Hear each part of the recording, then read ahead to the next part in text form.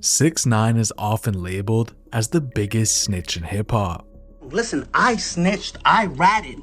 I mean, I put a lot of bad people away, I saved the world. But one thing he claims to have always stood tall on is talking facts. I talk facts. I talk facts. Let me start with facts. I like to talk facts. I talk facts. That's true though. He's right. I walk down! Tekashi has spoke about how the rules in hip-hop have supposedly worked for years, who gets protected from them, who can twist them, and how the industry really works behind the scenes. You will never be where I'm at because this industry is rigged. It's rigged. Like now, it's different rules to ratting. It's, oh my God, the DA tricked me. And although 6ix9ine thankfully didn't predict his own death date correctly, October 27th of 2025. If I'm dead already? what if I told you he's predicted a lot of these other things correctly? Things that a lot of people might not be happy about. What is it, sir? Do you not love yourself? Do you not love who you are, this country? Nobody's gonna take me serious as a gangster. I have to go to America, please. Years before phrases like "the streets are dead" became popular online, 21 Savage publicly put himself with hip-hop's long-standing rules. If you rat, you aren't a part of the culture. I don't care how much money you got, how many you put on. You are a rat. You don't get no respect at all, on no level. You like the scum of the scum. When 6ix9ine agreed to cooperate with federal authorities in 2019 as part of his racketeering case, the response from hip-hop was the exact same thing. And as you'd expect, 21 Savage was among the artists who openly spoke against him cooperating. Ran around this like King Kong telling on everybody, man, y'all sit y'all punk ass down somewhere. Wrote it. Tekashi taking the stand became a part of what his name 6ix9ine represented. Although, as the clock shifted towards 2021, the tension between Tekashi and 21 Savage became impossible to ignore. Everybody here seen my video Gooba, right? At 21 Savage's release album party in Atlanta, 21 Savage put a mouse with rainbow hair, and he used a part of my video on a shirt with bullet holes going through it. But from 6ix9ine's perspective, the rules were never as consistent as his critics claimed. Across social media, he accused people like 21 Savage of enforcing street codes aggressively when it came to him, while quietly adjusting those same standards in other scenarios. Explain, listen, I don't give a if I'm held accountable for what I did. Yes, I snitched, and I did it proudly, right? But everybody who snitches, everybody should be held accountable because you can't single someone out. These rants always led back to the same question from Tekashi: who gets permanently labeled a rat and who gets protected? And this question came back around in full force as the YSL case unfolded in 2022. Gunna accepted an Alfred plea deal, acknowledging that prosecutors had enough evidence to convict him while maintaining his innocence. Court records even confirmed he agreed that YSL functioned as a gang under Georgia law. YSL is a music label and a gang, and you have personal knowledge that members or associates of YSL have committed crimes in furtherance of the gang. Yes, ma'am.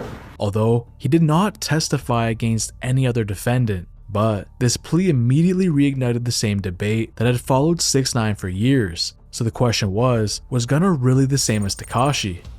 Everybody's so quick to criticize him and try to say that, but can't nobody, in this case, can't nobody come show no statement that Gunna made at any point. Can't nobody show that he sat down with the police at any time. People take pleas, right? Right. It just looked funny because it was on camera. We don't know what his lawyer told him. Right. Like, my lawyer done told me to take pleas before. The talk shifted to legal specifics. People said that he hadn't taken the stand and hadn't directly named anyone, which was true, also claiming that the plea was a strategic legal document and decision, not cooperation. But that explanation didn't satisfy 6ix9ine. Did Gunna snitch? Of course, of course.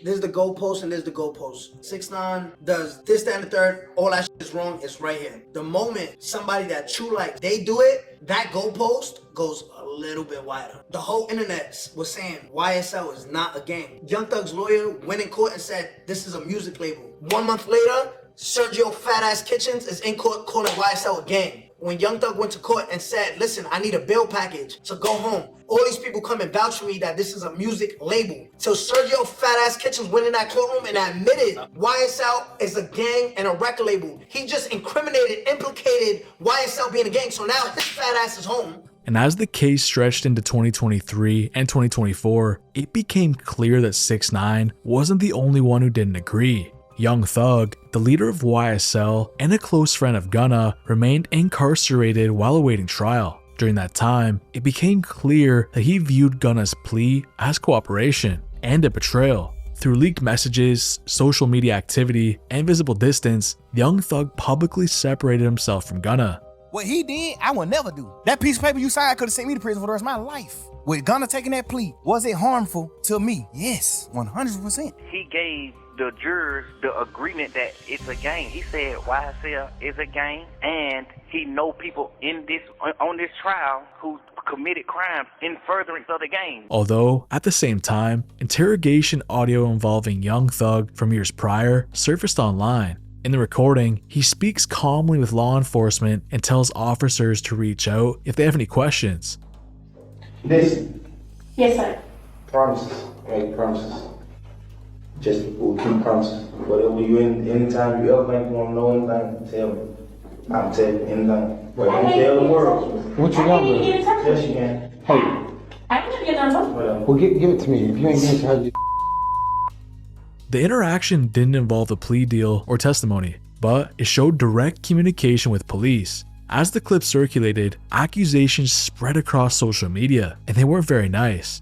Okay, big blood news. Is Young Thug still a blood, or is he just a rat now from your perspective? I mean, he's a rat. I don't know. So that's official. There's no way around it. No way around that. Young Thug responded by denying that the audio meant that he was snitching. He insisted he had not cooperated with law enforcement in any way. In the street world, not finna say, oh, I read it, or I did what wrong. No. But what about the who feel like you don't supposed to mention other name in front of the police? The police mentioned the name. I just gave them my stories. You acting like I'm in this saying, oh, Big Bank Black, who the police don't know. I'm naming Superstar. The police know every one of these.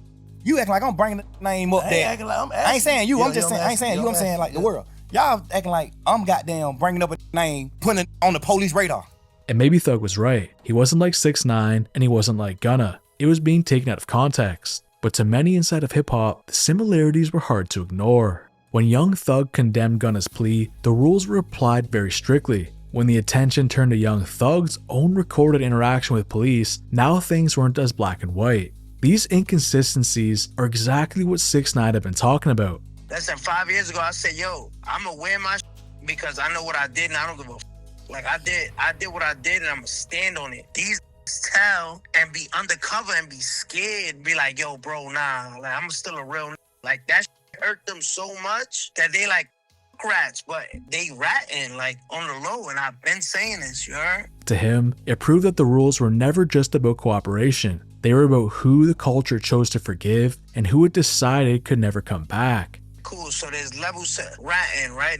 What is Gunna's ratting level? Oh, Gunna's a 10. Gunna's a 10. Gunna's a 10? Yeah. So you think Young Thug is below a 10? Okay, here's the thing. Young Thug never said nothing in court. He only said something in the room. And then, all right, so in the interrogation room, right? Like he told him, yo, here's my number. I'll tell you what you want. Just don't tell the world. So what level is that? Like he was trying to throw the cops off though. Different. Oh, I was trying to throw the judge off in my trial. They just didn't fall for that. So what level is it on? But these inconsistencies were just getting started for Tekashi, and as time passed, even the most unexpected people began to agree with him. Years earlier, during 6ix9ine's initial rise, Young Thug had publicly aligned himself with him. In 2017, Young Thug collaborated with 6ix9ine on the song Rondo.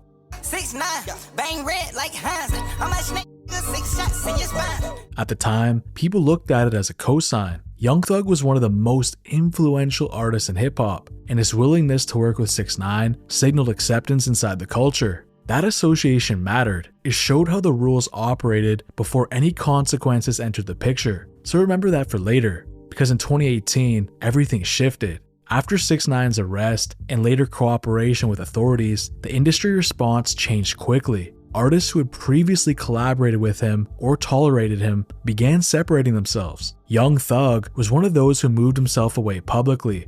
Every person that tell, I honestly can see them telling. I don't never be surprised by somebody telling. Do it even matter in rap anymore? Being rats. Yes. If you're a rat, it's like, I can't really listen. I can't listen to nothing you saying. I betted another rapper that 6ix9ine tell. Oh, he told. I'm like, he gonna tell. He said he ain't gonna tell. I bet he gonna tell. 6ix9ine didn't deny the fallout or anything he had done, but he was reframing it. When he cooperated, none of the surrounding details mattered. Intent didn't matter, circumstance didn't matter. The label was immediate and completely permanent. But when other rappers were caught in snitching allegations, the responses changed. During appearances on his podcast run in 2025, he described the growing F the streets language as a reset, a way to move forward without admitting the standards were no longer being applied the same way. You see this right here? Gunna, Young Thug. Y'all fix that. Y'all love each other. Knew Gunna wasn't no gangster when he told the first time. And we swept it. We, not them. We, as the whole Atlanta. We swept it under the rug for you. You know, he wasn't trying to leave you to hang out the streets. Now it's streets when it's convenient for you. I've been talking about this 5 years ago. Y'all bend and break the rules when it's convenient for y'all. When he told the first time, so you know, homie, a rat. No, it's different, bro. It's different. I've been saying this for 5 years. This argument is what 6ix9ine had been preaching for years, and it suddenly began to receive unexpected support. During the height of the debate in 2025, Fabio Foreign, who had criticized 6ix9ine in the past, had this to say: "Not gonna lie, this is the one time 6ix9ine goofy ass was right." This reaction stood out because it didn't come from any ally. It came from someone with no reason to defend him at all. But as the conversation grew louder, 21 Savage circled back to clarify his remarks. He said he wasn't rejecting hip-hop or its roots and wasn't speaking on individual cases. He described the streets as a source of trauma, incarceration, and loss, a lifestyle that took more than it gave back. I ain't supposed to say it like that. You shouldn't. I supposed to say save the street. Yes. We gotta save the streets. We gotta get all the bush, all the crazy killer shit out of it, and put the love and the hustle back in. But not everyone accepted this shift. That's a lot of people. And what he started doing, retracting, right? You ever saw a treadmill go backwards? I never seen a treadmill go backwards. He says he should have said save the streets. Yo, your album name is What Happened to the Streets. 4 days later, you say F the streets, so F your album, right? Hey, all these people saying F the streets and all this, I'm not with it. Streets made everything, hip-hop, NFL, NBA. Man, I ain't gonna nah, man, we ain't finna be on no street shit, especially if you done made it off the streets. Come on, man. But unlike for everyone else, these inconsistencies in the industry didn't just begin with the YSL case for 6ix9ine. They've been going on for a long time and stretch even further. Things that many wouldn't dare to ever speak on. But Tekashi did, and to him, it's one of the reasons his career was never the same. Long before newer cases forced these conversations into the open, Meek Mill had already drawn a hard line when it came to cooperation. That line became a lot more public on June 10th, 2019, after news broke that 6ix9ine had cooperated with federal authorities. Meek didn't frame it as a complicated legal situation or a matter of survival. He framed it as Tekashi's character. He's a vicious kid, started all that drama and started telling. But Meek was far from done. In a later Instagram comment, he expanded on that thought, making it clear his stance wasn't changing. What he did was wrong, plain and simple. Troublemaking, clout chasing, don't follow that path. Young kings be great. The message was pretty direct. This wasn't about context, it was a complete rejection of 6ix9ine's cooperation. And as time went by, Meek's position stayed the same. On September 17th, 2019, as 6ix9ine appeared in federal court, Meek chimed in again. 6ix9ine going up in a federal courthouse today, kids. Message of the day: don't be an internet gangster. Be yourself. Hashtag clout's not the route. Get money. At that point, 6ix9ine was no longer someone Meek just criticized. He had become an example of what not to be. But on May 8th, 2020, Meek returned to the subject publicly, repeating the same stance he held from the beginning. Cooperation couldn't be ignored or moved past.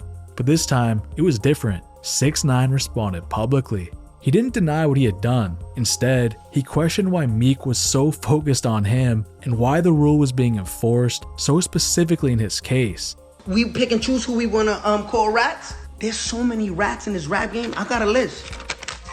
But underneath the noise, these guys weren't budging. Meek was defending the rule, and 6ix9ine was questioning how it was enforced. And this same question widened when 6ix9ine stopped talking only about artists and started pointing it at the industry itself. And at the center of his point was Desiree Perez. Desiree Perez became a cooperating witness for the DEA in the 1990s after her 1994 arrest for possession of 35 kilos of coke. Perez struck a deal with the feds, agreeing to wear a hidden wire to record her meetings with major traffickers, the cartel.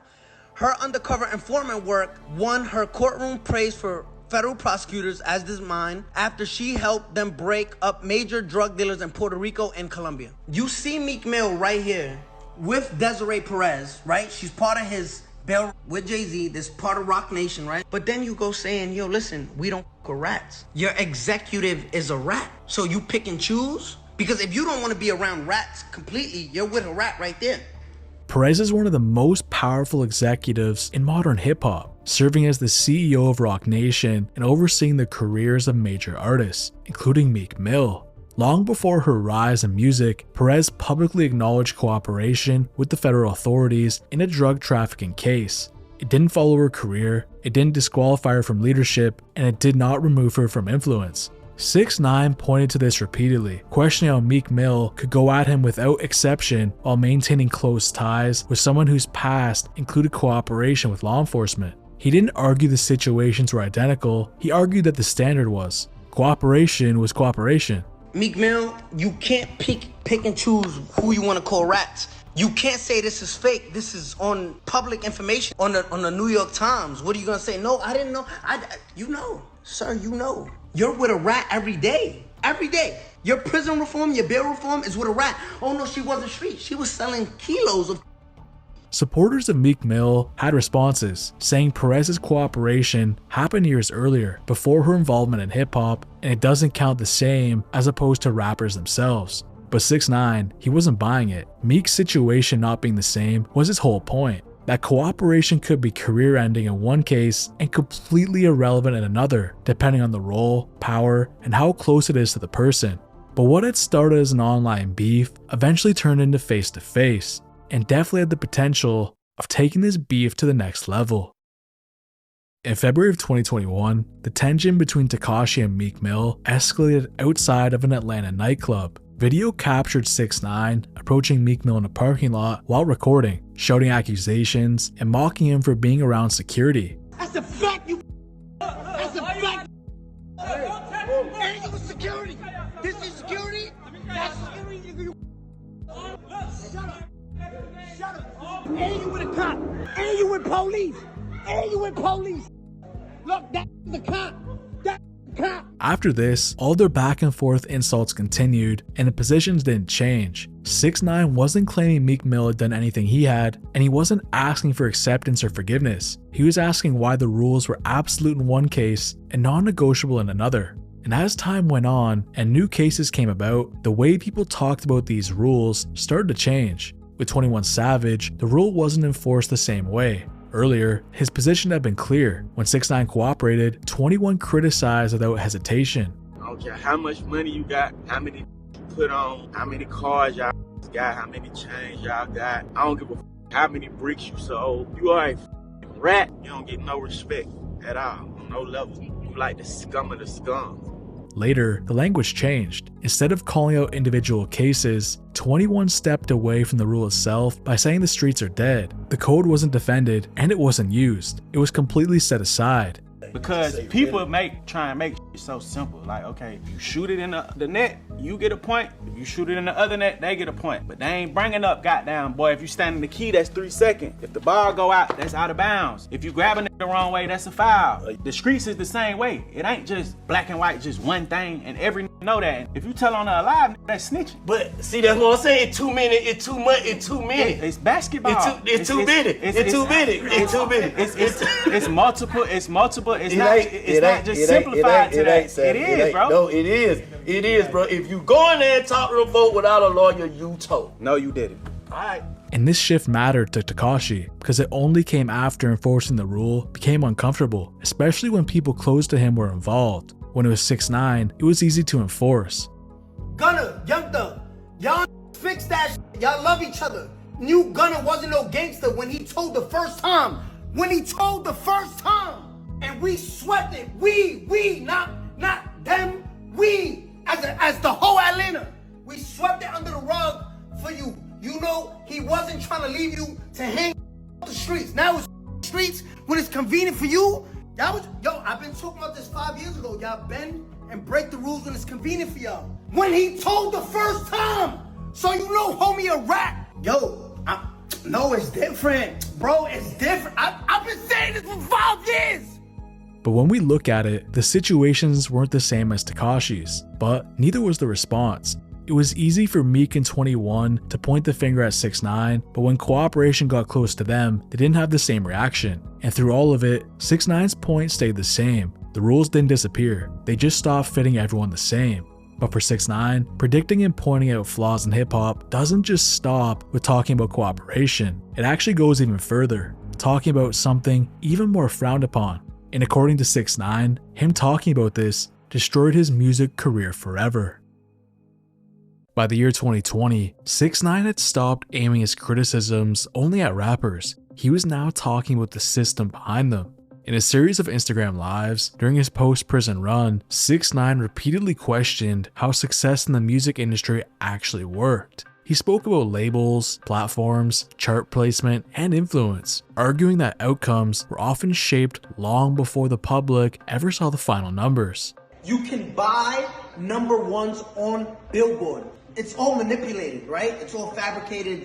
Ariana was stuck with you, submitted 60,000 units last second. They purchased half of those things with 6 credit cards. When we asked where was those 6 credit cards linked to, Billboard said we can't disclose that information. Gooba streamed 50 million streams. They only counted, look what Billboard counts. They only counted 31 million. Billboard illegally disqualified 20 million streams so it can drop down and the people who bought the number one can go to number one. At the time, the claims were easy to dismiss. 6ix9ine was loud, a little messy, and already positioned outside the industry's circle. Him arguing about the numbers on the charts, especially after the release of his song Gooba not doing what he expected, were framed publicly as him being mad rather than just critiquing. But the larger argument stayed consistent. He was arguing the music industry wasn't neutral, and that power mattered more than popularity.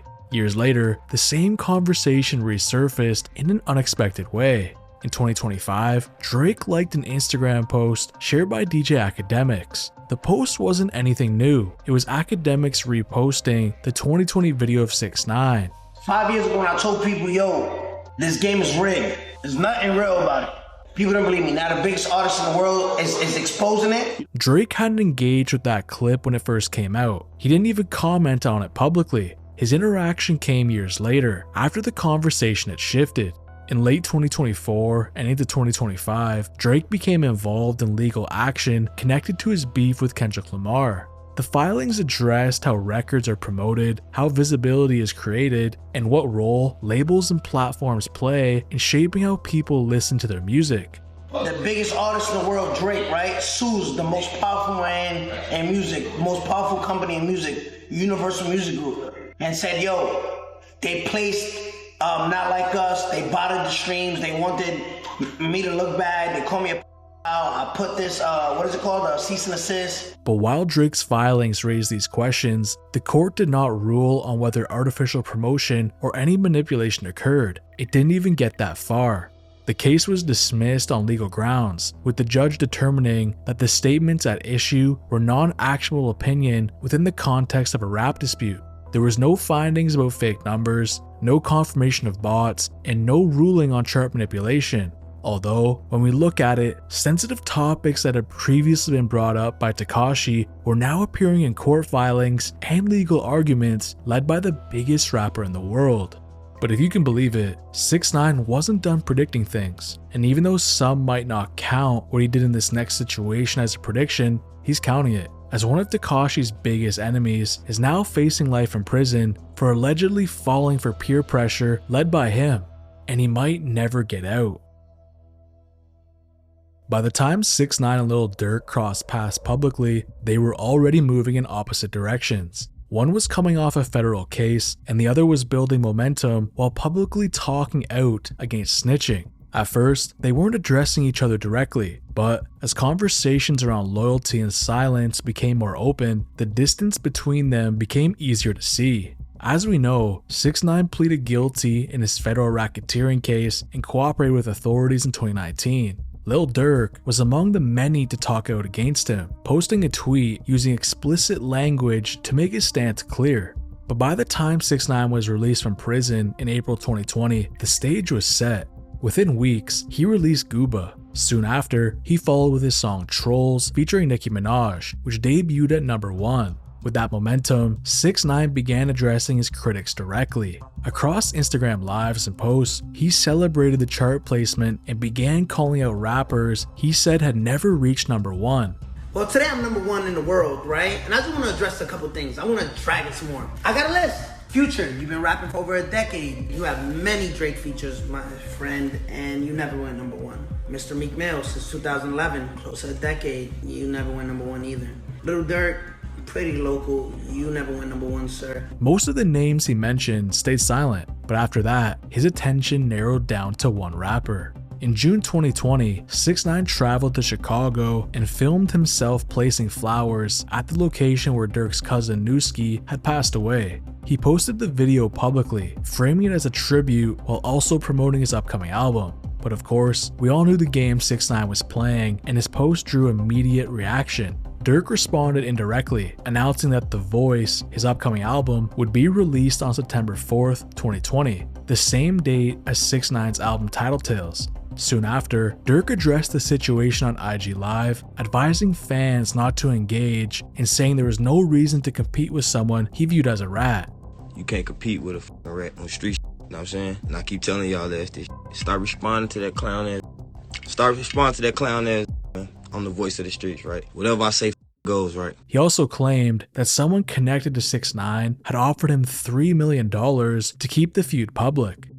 Somebody from his camp, I ain't gonna say his label, somebody from his camp called somebody from our camp. Somebody that'd give me $3 million to keep trolling with this, right? Dead. I hope y'all on here looking and listening. That dead, man. I never turn my back on the streets, ever. I'm the voice, you know what I'm saying? That money ain't gonna change a motherfucker. So I ain't gonna never respond to this ever again, right? Although, when September 4th finally rolled around, 6ix9ine released Title Tales, but Durk, he didn't release his album. 6ix9ine mocked this situation on Instagram, referencing Newski again and continuing to taunt Durk publicly. Yo, play Lil Durk.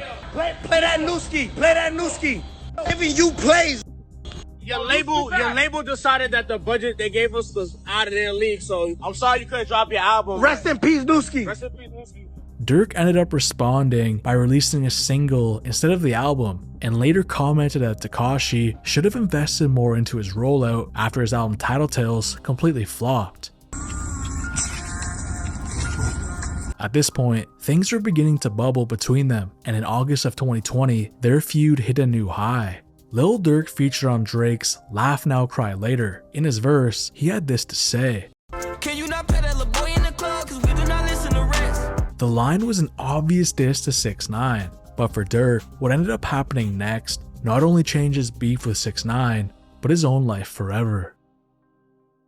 Well, it happened early this morning on Trinity Avenue, and tonight at least 3 people are dead. In November of 2020, tragedy struck. King Von passed away in Atlanta, Georgia, and in the weeks that followed, the phrase "slide for Von" circulated throughout music and online discussion, often associated with Lil Durk. 6ix9ine began addressing the phrase publicly. From late 2020 through 2021, he questioned whether retaliation would actually take place, arguing that once careers, money, and legal exposure were involved, things usually didn't play out like they were supposed to per the street code. Your man got shot, you made a diss track. Go get a gun and get some get back. During that time period, there were no public confirmed retaliatory acts. So in summary, nobody had slid for Von, and the conversation just stayed online. But in October of 2024, everything changed. Federal prosecutors unsealed an indictment connected to a 2022 shooting in LA. They alleged that the shooting was part of a murder for hire plot tied to the retaliation following King Von's death. The intended target was widely reported to be Quando Rondo. New details tonight in a deadly shooting near the Beverly Center. We've learned the victim is a friend of rapper Quando Rondo. Video from the scene appears to show Quando Rondo distraught while first responders move the body. So far, no arrests have been made. The indictment named multiple participants, including Lil Durk. According to prosecutors, the shooting occurred at a gas station near Beverly Hills in Los Angeles. They also allege that the suspects tracked the target for hours upon opening fire, using multiple firearms. More allegations followed, including that Durk ordered the hit and helped coordinate the whole operation. But things weren't getting any better for Durk. Well, police arrested Grammy Award-winning rapper Lil Durk in Florida on federal charges that he paid for the attempted 2022 revenge killing of another rapper at a Los Angeles gas station. Investigators are saying the shooting was aimed at Quando Rondo. Rondo's cousin was killed instead. Durk is charged with conspiracy to commit murder for hire. Although these allegations remain unproven and no verdict has been reached as of yet. But in the months that followed, 6ix9ine of course commented on the situation, openly laughing and joking about Durk being locked up. You was one of the first people that was out here pushing Slide for Von. You had it in the music video. I was the first person. You was Mr. Slide for Von, right? Yeah. But can you now admit Durk sat down for murder for hire? He slid for Von, man. Yeah, because we basically peer pressured him to. So you're saying you did that? We bullied him into doing that.